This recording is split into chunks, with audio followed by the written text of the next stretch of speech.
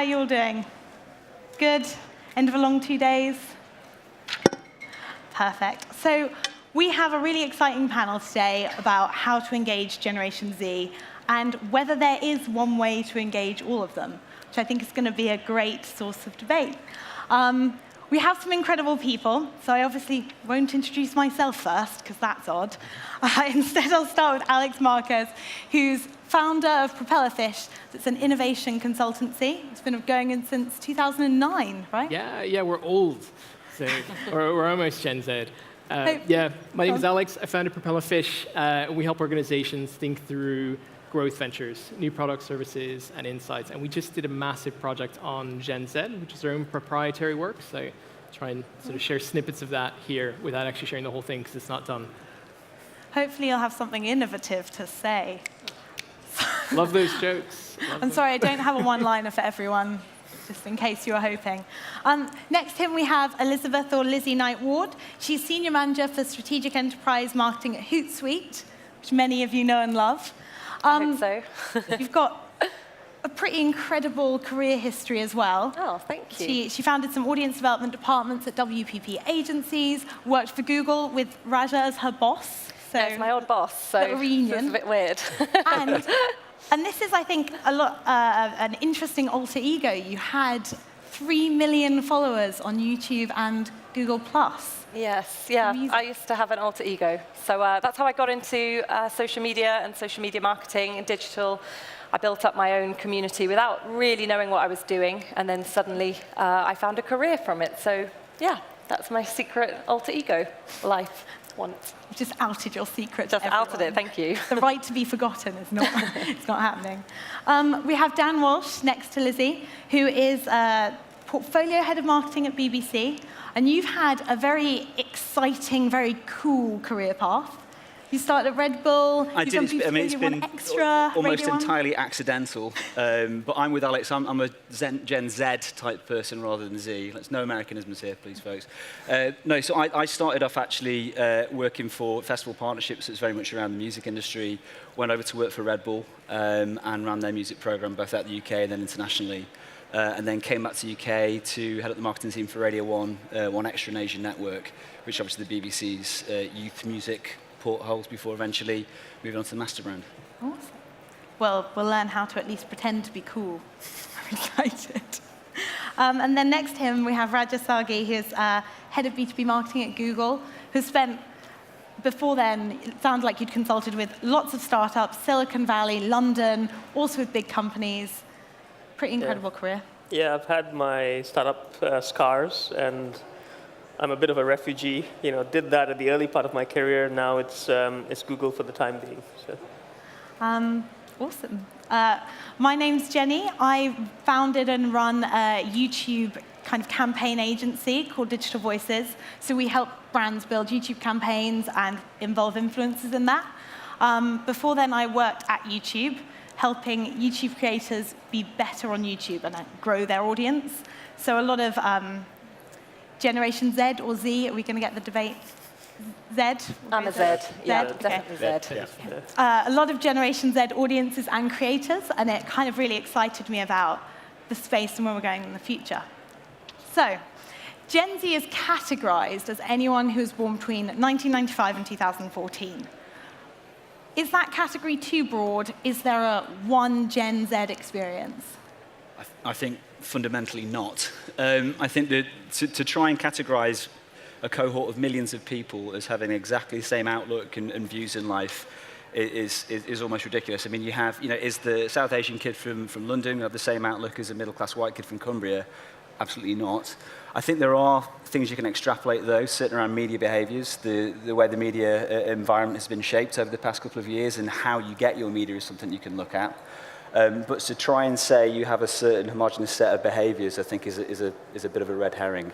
I think further to that, the way research is carried out with Gen Z and Z, or even before then, it tends to be those that are more forward-thinking, that will put their hands up for research companies. Yeah. And so their view of the world is quite skewed.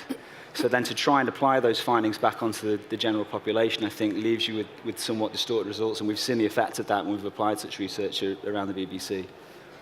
Yeah, the research that we tend to look at is 17 to 22 and 13 to 17, sort of two different segments. And as earlier said, it's very hard to categorize across these.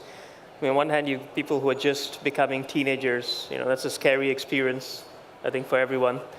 And then you've got those people who sort of getting into university, getting into working life, digital natives. So it's broadly speaking 3 or 4 different categories, and we should probably agree which one we're talking about today. Yeah. So I think it's interesting because I kind of see Gen Z as like my 4-year-old daughter. You know what I mean? There are like certain personality traits in there where you're like, okay, she's going to be a difficult teenager, and she's really stubborn, but she hasn't really grown up. And so as we started running our research on Gen Z, like over the past 3 months, we started realizing that so much of a generation is like contextually defined, right? So you grow up in a certain environment, and you grow up around certain values and certain opportunities and certain challenges. And I think that's what's shaping this generation.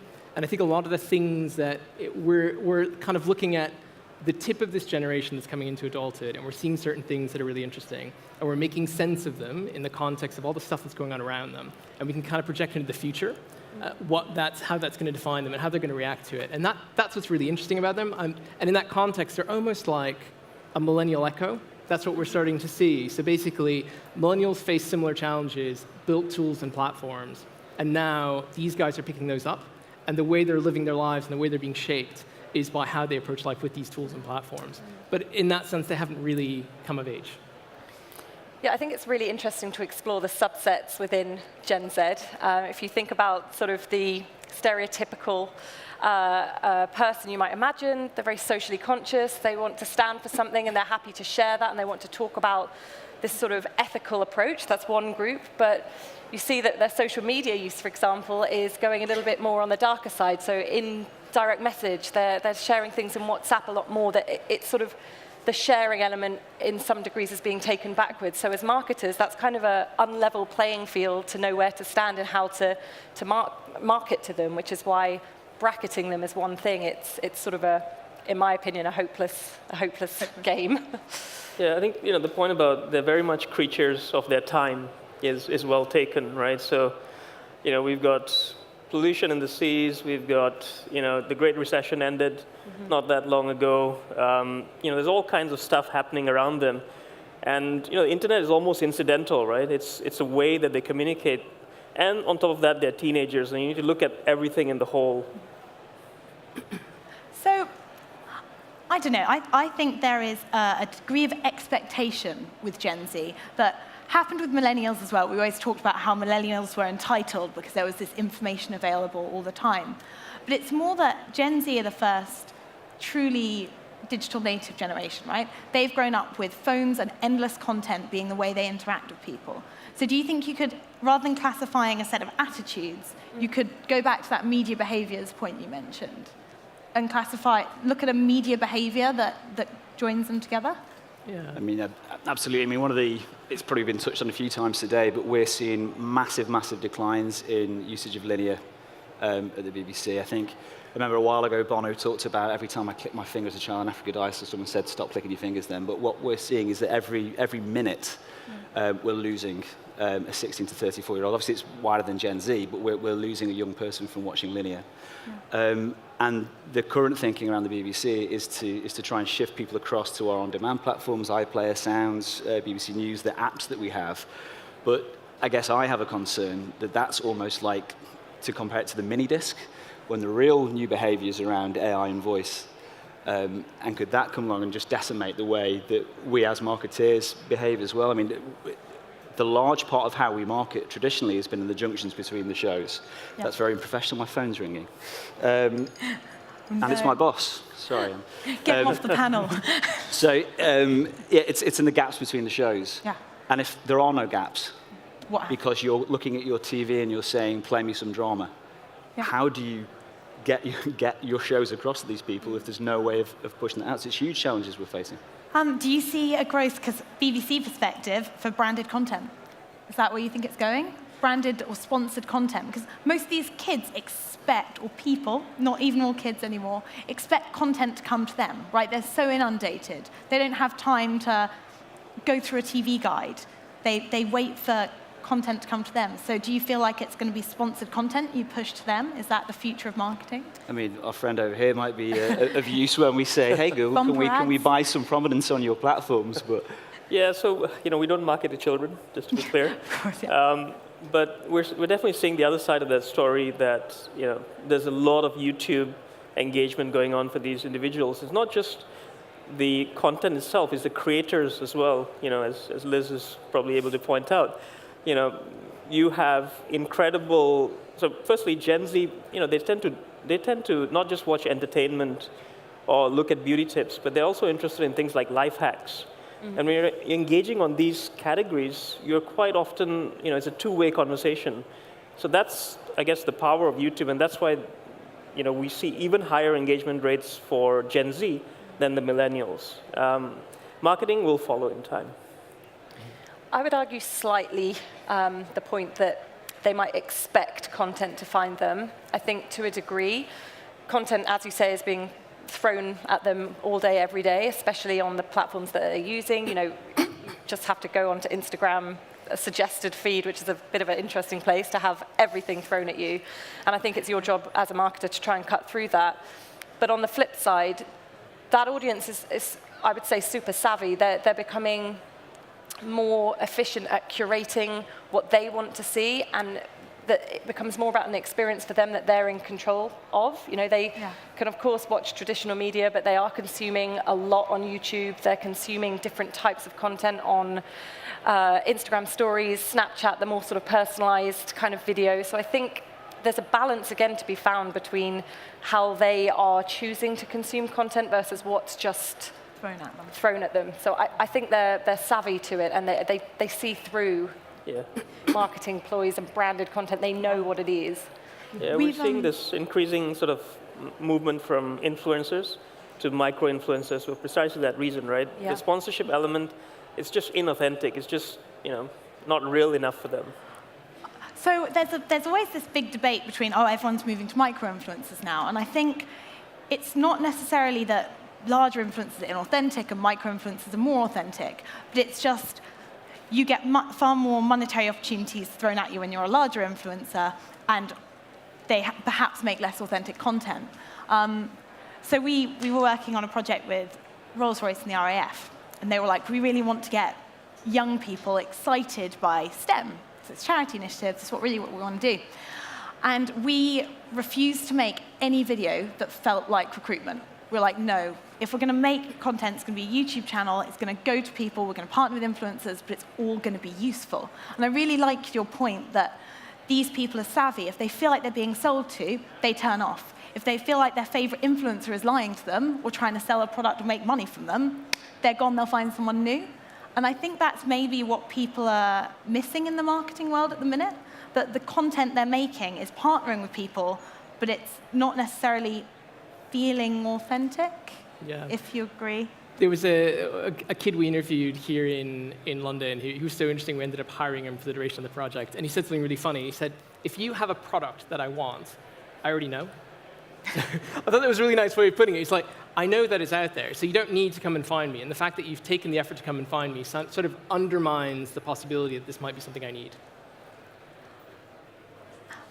Which I think works for larger companies, but for startups, and loads of them are here, or small companies that are perhaps trying to suggest something innovative that isn't out there before, how do you think they should market to this generation? How do you think they should make sure they get the right eyeballs on their content? I think, startups, and having worked in startups, you often look at large organizations and you think, wow, they've got it all covered, right? And we worked in the same company, three of us, for a while, and things move a little bit slower than you might think, right? It's a Google Hangout.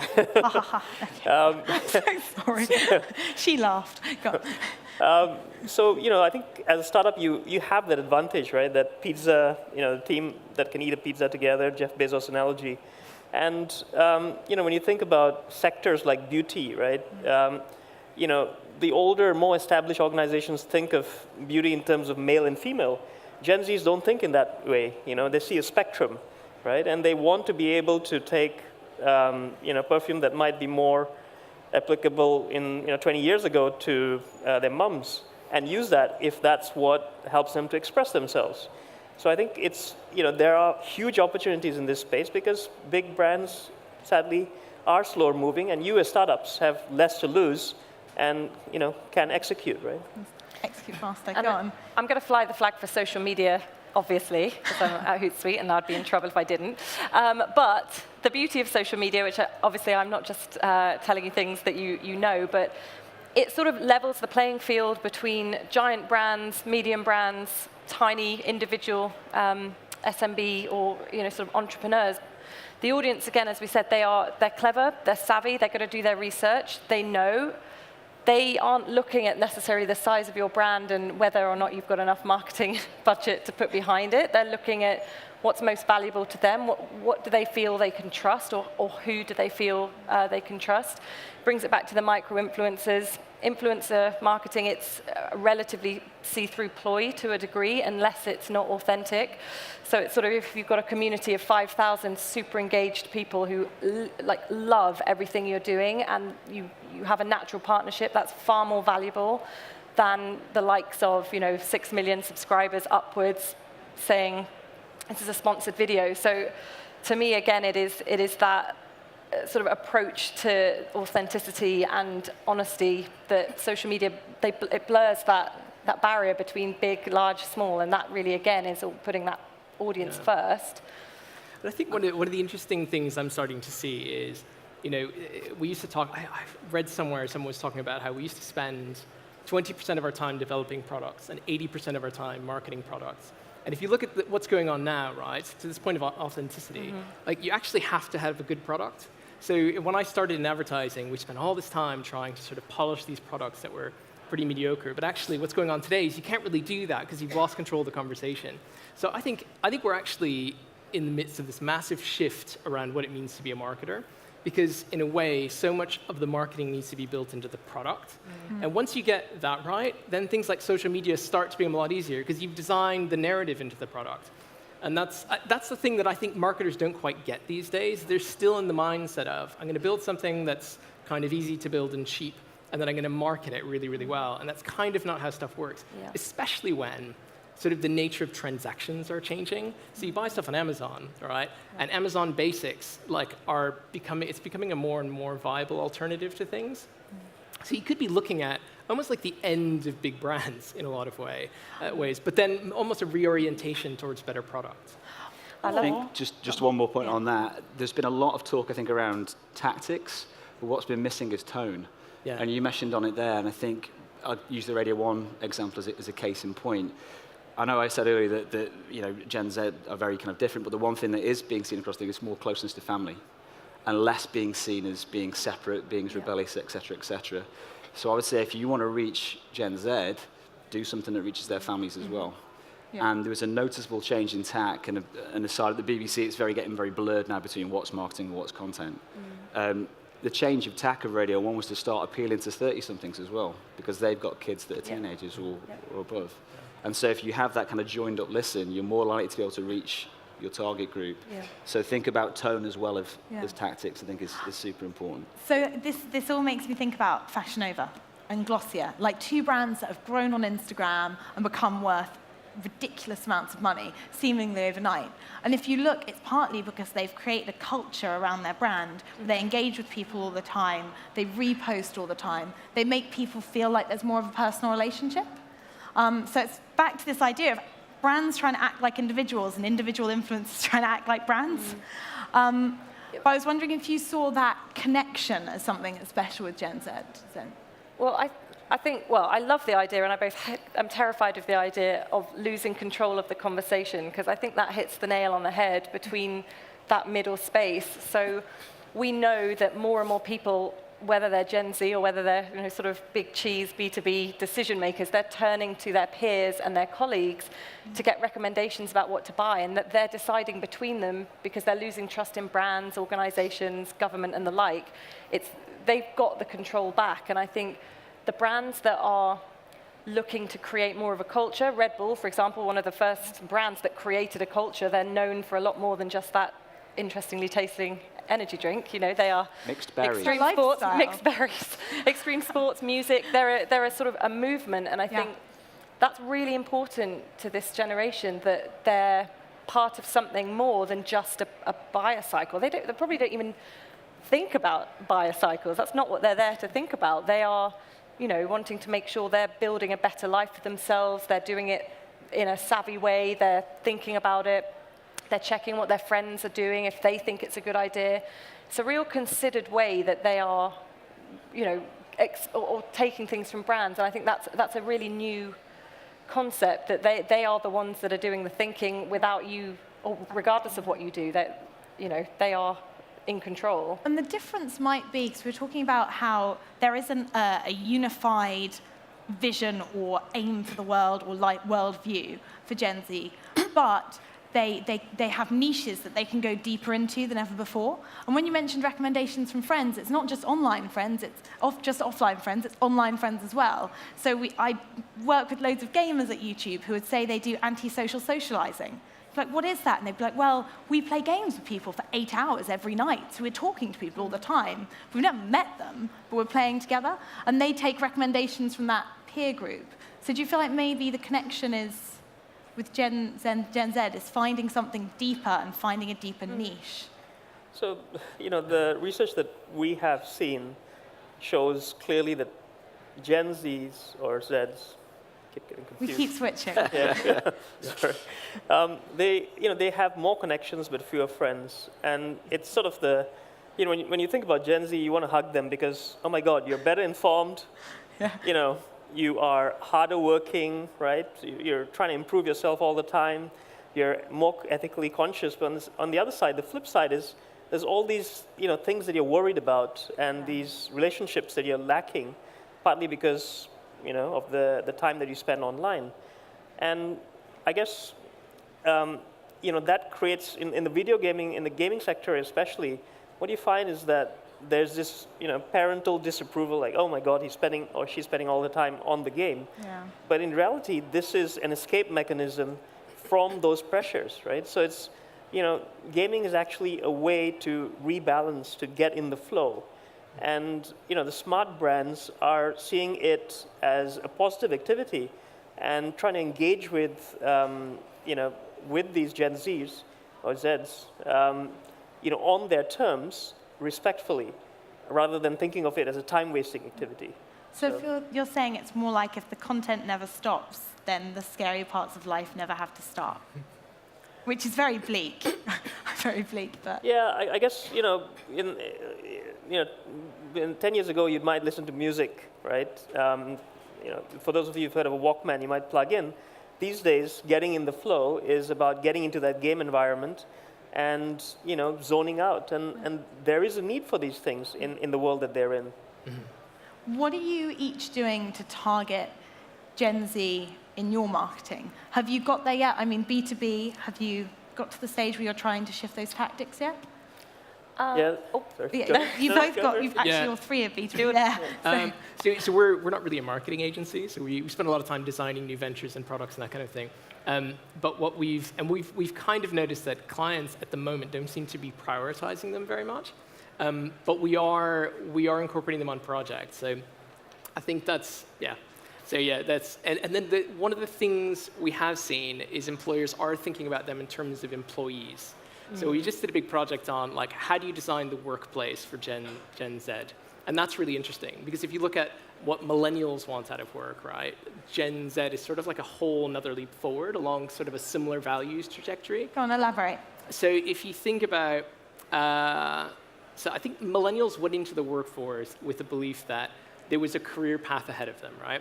And they realized there were some challenges ahead. They wanted to reinvent work, and they did. They created all these platforms that mean you can work from anywhere. I think now you have millennials going into the, Gen Z going into the workforce and saying, okay, hold on a second. So I don't actually need to follow this career path at all because I can be in a band and I can work for Uber Eats and I can do all these different things. I can freelance on Upwork. So if my currency in my country is really weak, like in Venezuela, I can work in America from Venezuela. So you have this whole sort of reorientation around how people view their careers. And I think then as an employer, how do you compete, right? Because you say, like, yeah, you have to be here from 9 to 6, right? That's kind of not, it becomes less and less attractive to these guys. So I think as an employer, you have to rethink the workplace and people's relationship with work. And I think that's one of the really fascinating challenges. And we've been thinking about that quite a bit as well, like in terms of like internships. And how do you transition interns into full-time when a lot of these guys, like, they kind of think they're going to be freelancing from day one? This is where we've got back to the debate of, is there a Gen Z attitude? And I think, well, it's problematic. For us, I mean, we're not 100% there marketing to Gen Z or Gen Z yet because, you know, you've got to think about, in the world of social media, those types of first roles, their community management roles, their social media management roles, they are, I personally don't think they should be sort of entry level, but that's the first sort of role you might do if you're going to take on something social media based. And when I think about how these are sort of teenagers who, very early 20s, who might actually be undertaking those positions, how we're marketing to them, it isn't a case of saying, you know, you've got to do X, Y, and Z on social. It's more, how do we help you get better at your job, and how do we help you prove what you're doing to your bosses and to your senior decision makers to help you grow within this industry? Because that, you know, 5 years from now, we're going to be having a different conversation with them because they might be more in charge of that big budget that, in theory, we want, you know, to talk to them about. So at the moment, the way that we're approaching it is very much on the educational piece. And I know this is a little bit generalized because I'm basing it on a group of 15 teenagers, but some of the work that I do sort of in addition to Hootsuite is work with social media apprentices. So we formulated or started a partnership with a company called Teague Digital. They set up social media apprenticeships in the same way that you would have a hairdresser's or a carpentry apprenticeship. So these go straight into education-based learning, but practicing this as their sort of apprenticeship job. And when I talk to those kids or those teenagers about what they want to do with this skill, they want to be able to show that they're doing something. They want to be able to show that they're making a difference, or that they're, you know, it's never about me. It's always about what they can do on a wider scale. So I think there's something really in the helping them get to where they want to be for the greater good is actually a bit lofty, but I don't know if it's an entitlement to wanting to sort of be a freelancer and work anywhere. I think they just want to achieve good things and big things. I feel like they have an impact. And this is what I find the hardest thing, but most empowering thing about when you're an employer of someone, Gen Z or on the cusp of Gen Z, is that you spend a lot of your time as an employer trying to make sure they feel like they're doing something valuable. Yeah. And it means there's lots more, I don't know if you find this, lots more explanation of the work you're doing. So you're like, okay, so you're doing this, but it's because it will lead to this, and hence that will help you this way. So it's explaining the process much more. I think as an employer, the biggest thing that the BBC needs to look at when it's appealing to this generation, I think there's a big difference between attitude and behaviours. And I think you can't say there's one Gen Z attitude. You can say there's a certain set of behaviours that they exhibit. But I think the biggest thing that we need to do as an organisation is open up the organisation to a much more diverse group of people. And I think there's a number of things. Firstly, unpaid internships need to go. I think it devalues the person, and it also means that you're only appealing to a certain class of people that can afford to do it. I think that the BBC is very cognizant now that we need to go out there and show the world that we are a good organisation to work for. I think, you know, we are seen as a very old organisation because we're nearly 100 years old. But it's about showing the new technology that we're working with. And I think the fundamental things, I go back to my old school a lot of the time because I went to a regular, comprehensive school. There's not an awareness that these kind of jobs exist. Yeah. And so if you go back a step and say to someone who's 13 who's just about to take their options, okay, here's what this career can bring, here's what you need to choose, and bring them along with the journey and mentorships and so forth. Yeah. Because if you don't have a diverse young workforce, you're not reflecting the views of the country. This quite large diaspora of views that people have. Yeah. Yeah. And if you're not making the right content, therefore, you're not appealing and you will die as a business. Yeah, I think, what you guys are saying is you have to live the values, right? Mm-hmm. And, you can create a marketing strategy and you can get all your segmentation right, and then you can, look at what this sort of segment is excited about, or in many cases you can do what your workforce is telling you, right? There's a sort of clear mapping, right? So, are you diverse or are you inclusive? I think is probably more appropriate. Are you ethically and environmentally conscious, right? Do you have a renewable strategy? I think if you get all those things right, and your employees are probably telling you that already, then the touch points are there, right? From customer service, product development, marketing, everybody can live that vision. You don't have to worry about it so much. Yeah. One interesting data point on this, when we interviewed people around the world, and we interviewed people in Egypt, in Nigeria, Argentina, US, all over the place. One of their biggest concerns around the future of work was a loss of mastery.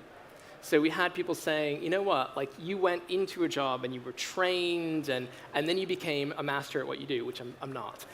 But they were like, yes, you learned how to do things right. Our generation, the opportunity is to do lots of stuff and experiment. The downside of that is like, we'll never be masters. And I thought that was a really interesting fear that they had. I really disagree with that. There are two people who, my partner runs a video production company, which we make videos with all the time, and ours is an influence marketing YouTube agency. So we've had someone drop out of uni because they felt like university wasn't fast enough for them. He's like, I learn more every day than I do in this company than I did at university. And they were like, I'm not paying £9,000 when I could learn faster on YouTube. And it's that value that I think we need to show that companies and learning on the job, even if you change careers every 3 years, that is something we can offer. And I think traditional structures maybe don't feel like they move fast enough for this generation that is used to having anything they want to learn at their fingertips. One of the video editors is 17, and so when we were doing this Rolls-Royce RAF stuff, they were like, "Oh, are you just trying to appeal to Gen Z? Is there going to be a way we're authentically reaching them?" And I was like, "Don't worry, they edited the videos." And like, when the Fortnite jokes were in the content, that's because after they filmed voiceovers, they played Fortnite. Like, so it's quite interesting if you utilize Gen Z that are willing to work really hard and learn really fast. And I think they become masters, just masters in an on-the-job, non-traditional sort of way. And I also think there's something about like masters of fluidity. So if you think about it, they're masters of all these tools, right? So if you watch the way they interact with different platforms in order to make money, in order to engage with people, like there's a level of mastery in that we haven't seen in previous generations. So they could just be missing the point, actually. It's like your mastery is in this other thing. And mastery of these sort of specialized trades might go away to, I don't know, robots or old people. I know I've talked a lot about finding the balance, but it's just reminded me, I met a guy up in Manchester a couple of months ago speaking at an event. He is the CEO and founder of a company called Social Chain, so essentially an agency who are doing great social marketing. He, I think, is about 24 or 25 and was talking about how he feels old in social media, and I was sat there going, oh my God. 24? Hello. I mean, I'm like a lot older. But what was interesting about his story and the way that he runs his agency is that the majority of the workforce there are self-taught videographers, social media managers who are late teens, early 20s. But he spoke at length about finding the balance with the experience and bringing the experienced marketers and business leaders and that sort of, those people that have seen it all and seen everything come and go and sort of fusing that so that the enthusiasm and the drive and the willingness to learn and be better very, very quickly is supported, but almost from an executional perspective. So there's ideas, but there's how do we actually turn that into a reality, and here's how you do it in the sort of scale of business. And I think that in itself must be such a great learning experience for those youngsters who know their trade, video, let's say, but don't necessarily know what it means for the bottom line. So it's, I think agencies or groups like that are taking that very seriously is how they're going to sustain for the future and tap into that mindset of this aloof audience that we're all so desperate to know about. When I look at mastery in my team, I think of it as more of a 3 to 6 month process. Because, the reality is we've got so many different things to do that a new person getting on the team can by focusing on one thing, know as much as the best person in the team within that 3 to 6 month period. And I think it's, back in the day, you used to have to write your own code, create your libraries, and then, you have your product. These days, you don't have to do that, right? Product development, the stuff that we do for a living, you're building on stuff that people have already done. So it's, in many cases, you could argue it's not mastery because you haven't built it from scratch. On the other hand, you can move 5 times as fast, right?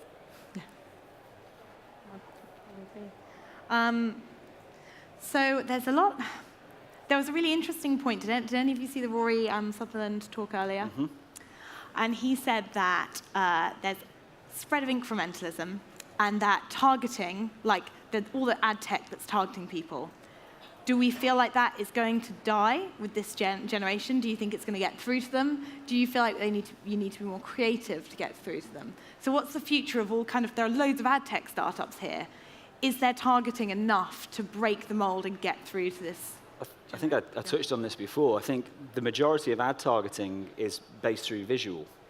So the way you've interacted with technology for the past, 30 years and backwards has always been by looking at a screen and reading something and seeing an advert on there. My biggest fear, and I mentioned this before, is the fact that that goes all out the window when you have a voice-controlled environment where you're served exactly what you want through speaking to something. And then when that's the case, how do you insert your... is it a case that you take your money from communications advertising and you move it more in towards personalization and targeting, and then you support the people that provide the service and boost your content's chance of being risen to the top? But I think it's a fundamental change in how you market, and it's happening now. It's interesting, because the app interfaces like Snapchat and Musical.ly that are kind of very Gen Z staple apps, they're hyper visual, right? You're flicking and the video switches, even IGTV, very immersive experiences, but they still depend on the visual. So even those apps, do you think with voice, Gen Z are going to become outdated really quickly? It's just at what point within the user experience do you insert the advert? And when you're using Snapchat, obviously you're served your Snap ads and so forth. But that's such a tiny fraction of the actual ad spend that most companies have, and the amount of eyeballs that you will get. And also it's very incidental to the experience. Whereas in traditional advertising, you had a captive audience because they're sat there and they're not doing anything else. And when that moves on to this voice point, where can you insert the communication? I think that's the biggest challenge that we're facing as an industry. Yeah, and I think you have to, it's not even in the future, it's now, your strategy for one channel should not be the same as your strategy for another channel. So, the types of content that are shared across the multiple platforms that everybody's using should not look, okay, they might have the same messaging and they might have an element of the same creative, but if they're the same, it's a very obvious approach to just hitting everybody at every stage. It's like generalization. So I think, again, as marketers, you have to have a big enough understanding that is both a hybrid of the data and all the social listening that you do, but that sort of gut feeling to know what is going to resonate with that audience.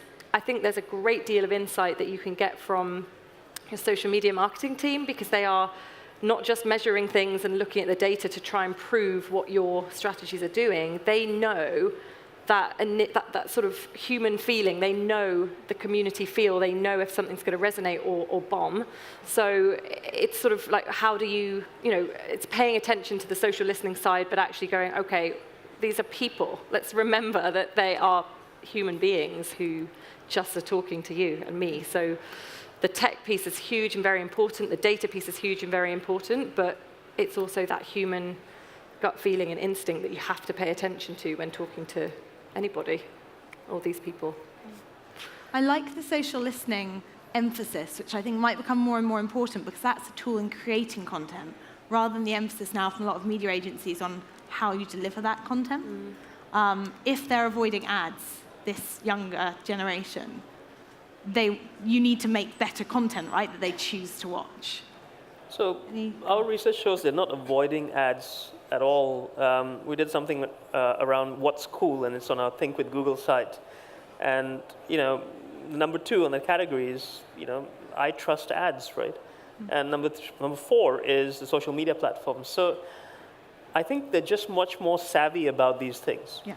And if you have that higher level thought, which applies to your product or category, and you make that connection with the Gen Z, it doesn't matter that you're raising awareness or driving performance through advertising, because you're living the values, right?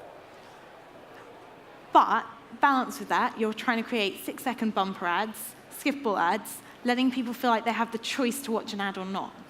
So there's kind of a slight contradiction there. People don't trust ads, they trust ads they choose to watch. Yeah, I think, so the way I look at it is trust is built over repeated interactions, not through the ad, right? And here, you have an audience in the B2B space, 60% of your journey happens before any contact with someone in your organization. People are doing their research. So they know far more about you than you can tell them in 6 seconds at the point at which they want to make that purchase decision. Right? So it's thinking about the journey as a whole. Yeah, and the ad just reinforces it. It brings it up to the top of the stack at the point in which you want to make that decision. But you're not going to change Gen Z's perceptions about your organization through advertising. You're just going to amplify what's already there and maybe not get through. I think the best thing to do is read Mark Ritson's column in Marketing Week, because I think he knows what he's talking about. And the main thing he says to tactics change over generations, but the fundamental message of product price, promotion, et cetera, still exists. If your product is rubbish, no one's going to buy it. If the price isn't right, people won't buy it. If the general communication strategy you have, people won't consume it. We're very lucky at the BBC because we tend to make stuff that people want to watch. So in essence, it's more of a case of just letting them know where they can get it. Yeah. But if you're selling insurance services, you have to be a lot smarter with you. And it's not just the tactics. People focus so much on influencer marketing, social, et cetera, et cetera. Yeah. If your tone's not right, if your strategy's not right, you can forget all those tactics because they just don't. They're not going to connect. You're just wasting your money. I mean, in the insurance space, right? So Gen Zs are struggling with budgeting, with finances, and they are hungry for upskilling themselves. So something that's pitched along the lines of, this could help you save money, and this is something that will protect you in case of illness, etc., would cut through, and it has to be done on their terms. It's not about 30, 50-year careers. As you said, people are moving careers, moving locations. How do you pitch insurance in a way that makes sense to them? And then the ad just raises awareness to that point, right? We actually work with a couple of insurance companies, and they're working really, really hard. So one of them has pulled all their ad spend off Google because they're scared of YouTube, because they're scared of the YouTube issues. And so they wanted to do everything organically, which meant they had to think about their values and their content in a way they never had before. There's an insurance company like, oh my God, how do I say something other than buy this in case the worst happens? And so it was really interesting to work with them, get them to think about what they wanted to say and what they wanted to make safety feel like and what they wanted to do to connect with their audience in a kind of non-boring, not traditional advert way. Any other thoughts? I think we've got 2 seconds. Anyone else? Anyone got a closing remark? Challenges ahead for the future. So thank you so much, everyone. It's been one of my favorite discussions of the day. Yeah. Thank you. Thank you.